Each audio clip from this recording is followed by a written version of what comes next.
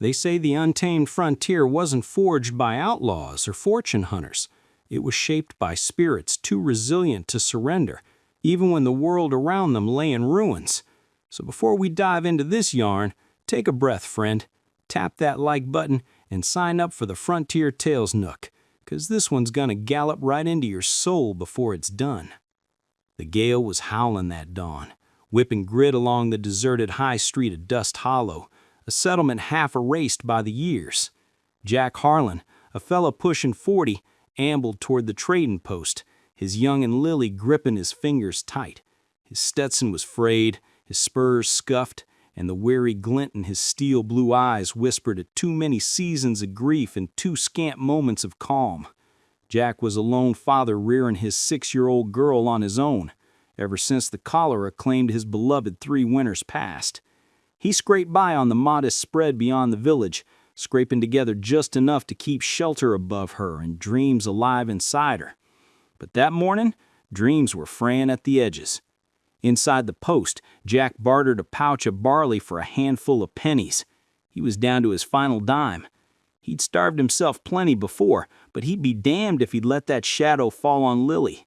As he pivoted to head out, the chime over the entrance tinkled and a lady slipped in, flicking sand from her deep green wrap. Her arrival hushed the space. She's sure shooting wasn't local, that was plain. Her locks were pinned tidy under a bonnet, her gown simple yet elegant, though threadbare along the edges.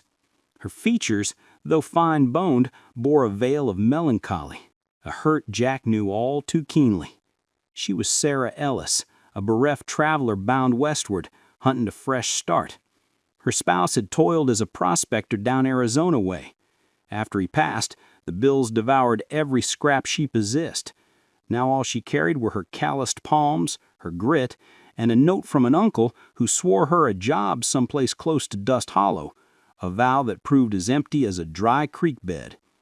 When she queried the shopkeep for bearings, Jack caught the quiver in her tone. She'd plainly been on the trail for weeks, bone-tired, famished, and solitary. And when the grizzled merchant informed her nobody matching her uncle's moniker dwelt within 50 leagues, the spark in her gaze dimmed like a snuffed lantern. She murmured her thanks and wheeled toward the exit, her gait wavering. That's when Jack's girl yanked at his cuff. "Pa?" she breathed. "She looks starved." Jack glanced down at Lily, then over at the stranger. He paused, heart heavy. Hard times clawed at him too, but his soul, battered and mended with twine though it was, couldn't turn blind to the ache before him. "Ma'am," he murmured low, edging near, "you appear like you could stand a hot bite. My spread's just a spell down the road. You and your pony can hole up there a while if it suits." Sarah's eyes widened in startlement. Well, I wouldn't impose, mister." "Ain't no imposition," he replied, mustering a ghost of a grin. "Folks oughtn't to travel on an empty belly out here." She lingered there a beat, pride wrestling with weariness deep in her chest, but then her gaze lit on Lily's wide, warm eyes, so pure, so brimming with the wonder she'd misplaced long ago, and a knot inside her eased. She dipped her chin. "All right." The trek back to Jack's spread unfolded in hush, the breeze thick with words left hanging.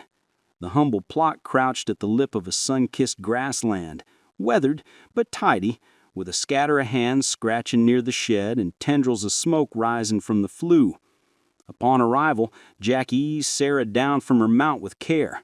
For the first stretch in a month, she sensed shelter. The cabin was plain but cozy. Lily prattled on about her lessons, her sketches, and how her mama had cherished peach cobbler. Sarah offered a shy curve of her lips, and Jack marked it, the inaugural flicker of life on her countenance. He whipped up a broth from our meager stores, and they supped side by side near the hearth as dusk draped the land. Post-meal, Lily dozed off in Sarah's hold, the wee one's fist nestled around her thumb. Sarah went still, not knowing quite how to shift. It had been ages since she'd cradled a young one, since she'd borne that gentle anchor of faith. Jack spied the softness in her stare, and a flutter woke in him, dormant since his loss, the whisper that perhaps, just perhaps, He wasn't fated to wander solo eternally. As the blaze popped gentle-like, Jack ladled her a mug of brew. "Linger as long as it takes," he offered. "No prying." Sarah met his eyes, moisture pricking at her lashes. "You scarcely know me," she breathed. Jack's look held firm. "Don't got to. I just recollect the sting of losing it all, and the balm when a hand reaches out. Besides," outdoors the gusts had hushed. Indoors the quiet stretching 'twixt 'em weren't hollow no more.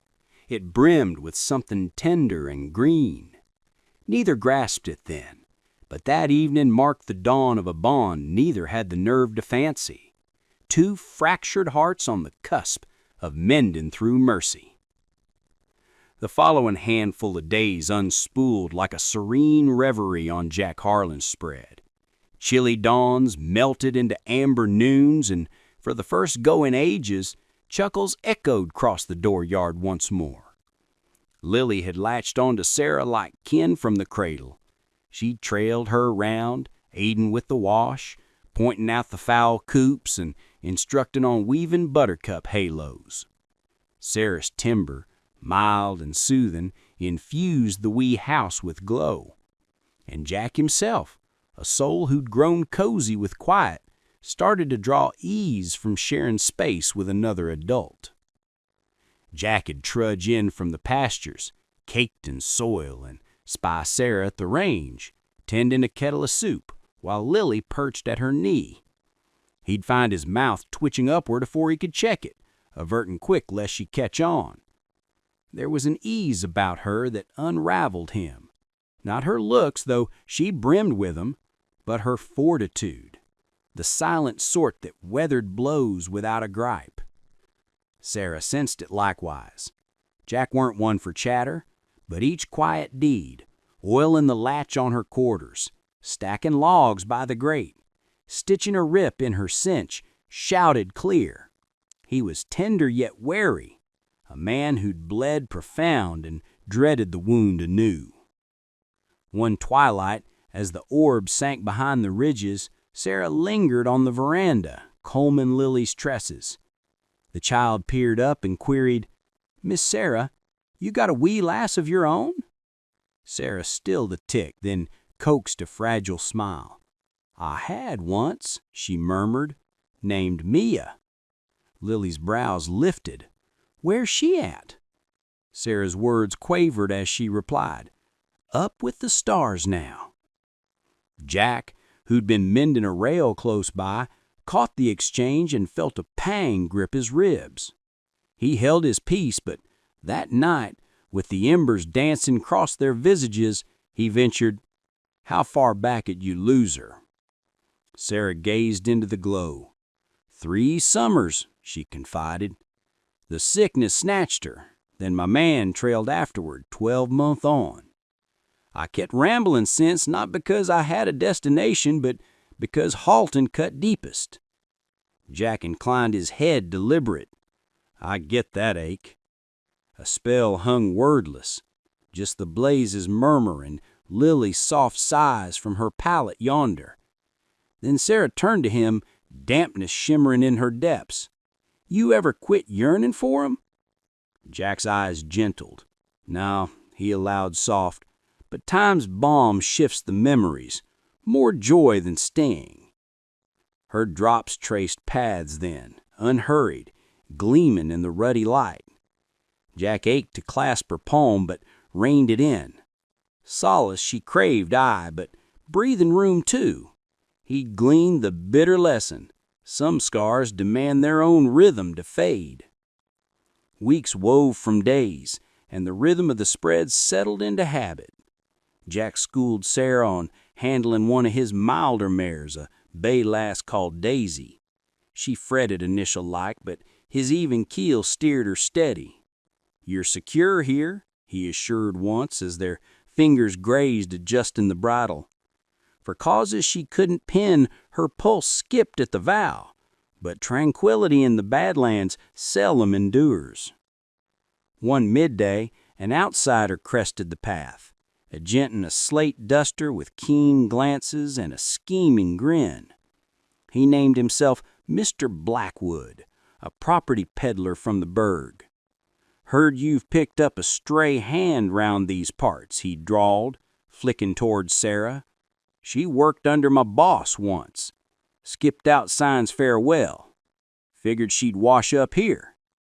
Sarah went rigid on the spot. "I toiled for your missus," she clipped, "and she cut me loose moon's back. You got no claim here." Blackwood's smirk chilled. "You owe me pay. I fronted for that trek you bailed on. I'll square it come hell or high water." Jack advanced, voice solid yet leashed. "Clear out. Now." Blackwood chuckled. "What, homesteader, you'll draw on me?" Jack's chin set. "Harass her again, and you might find out." Blackwood scanned from Jack to Sarah, sneer twisting his mouth. "Mind your allies, Harland. Some bereft folk toke more curse than coin." When he spurred off at last, Sarah's poise shattered. She wheeled aside, palms shaken. "Forgive me," she husked. "I never aimed to drag peril your way." Jack drew nigh, tone velvet. "You didn't fetch trouble, Sarah. You fetched spark." She lifted to him then, and a current arced silent twixt 'em, primal, profound, impossible to dodge. That night, post Lily's slumber, Sarah huddled by the blaze, lost in the dance of flames. Jack neared soft. "He won't slink back," he soothed. Her gaze swam. "Jack, I can't linger if it endangers you and Lily." He canted his head slow. "Sarah, this plot's been a shell since my Sarah, my wife, passed. And Lily ain't beamed like this in an age. You ain't weight, you're grace." She strove to reply, but her timbre fractured. "Don't utter it unless it's gospel." He bent in, murmur firm as earth. "It's truth, every syllable." For the maiden stretch since her comin', Sarah unleashed her weepin' unbound, not from despair, but from a milder tide, akin to dawn. And buried deep, Jack reckoned no gale or gloom could pry her loose henceforth, not on his watch. The morrow broke mild and amber across the flats. Sarah stood at the pane, eyeing the rays flood the pen. She caught giggles outdoors, Lily dashing after a fowl while Jack aided in fixing the stable gate. The scene thawed her core in a fashion untouched for ages.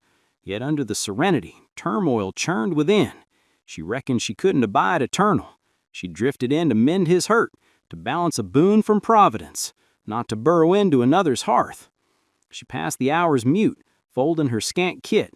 Each garment bore echoes, Lily's mirth at her scorched flapjacks, the bedtime yarns, the hearth's shared embrace.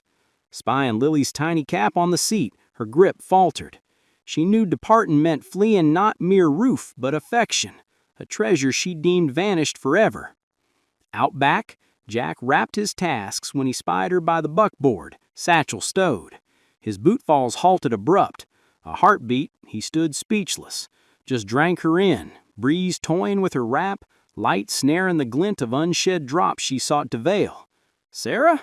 What in tarnation?" he rasped at last, tone ragged, near begging. She mustered a grin that crumbled. "You've mended, Jack. You and Lily don't require me longer. I can't feign this is my stead. I've claimed overmuch." He closed the gap, heels grinding stone. "Claimed? You've poured beyond begging," he countered. "You pulled me from the brink, rekindled the gleam in this hollow, in me." His words splintered. "Why bolt from it?" Sarah averted, gullet nodded. "'Cause gazing at you stirs forbidden embers. I buried one love already, can't stomach another grave." Her phrases quivered as salt brimmed. Jack drew a gust, the sort laden with solitary trail and moot thanks. "Sarah," he breathed, inching near, "I interred my heart with my wife. Figured it'd stay cold. But you arrived with your mercy, your steel, your gift for breathing life into the barren. I can't forfeit that."